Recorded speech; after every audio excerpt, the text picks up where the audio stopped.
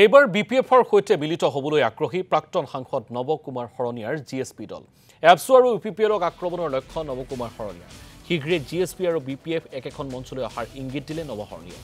BTC নিৰ্বাচনত হাগ্ৰামা মহিলাক সমৰ্থন কৰাৰ ইংগিত প্ৰদান নৱ কুমাৰ শৰণীয়াৰ আৰু বিটিচি চলোৱাত প্ৰমোদ বড়ো সম্পূৰ্ণৰূপে ব্যৰ্থ বুলিও মন্তব্য কৰিলে প্ৰাক্তন সাংসদগৰাকীয়ে।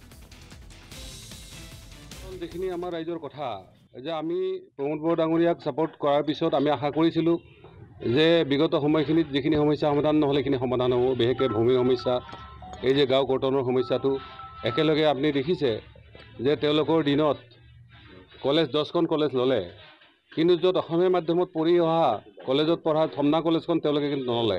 আমি বাৰ বাৰ ৰিকুৱেষ্ট কৰিছোঁ যে 5 বছৰত আপুনি 16খন কলেজেই লগ বিটিছিল, কেৱল 10খন লোৱা হ'লে, কিন্তু তেওঁলোকে নকৰিলে। গতিকে তেওঁলোকৰ এইবিলাক কাম কাজৰ পৰা এটা কথা আমাৰ শুভাংশী সমৰ্থকসকলে এটা কথা কৈছে যে এইবাৰ কিন্তু ইউপিপিএলক ক্ষমতাৰ পৰা আঁতৰাব লাগে। দৰকাৰ হ'লে হাগ্ৰামা মহিলাৰ লগত আমাৰ জিএছপিৰ এলায়েন্সৰ কথাটো ইতিমধ্যে চৰ্চিত হৈছে আৰু মই ভাবোঁ এনেকুৱা ডিৰেকশ্যনত আহি থকা দিনবিলাকত বিষয়খিনি আগবাঢ়িব।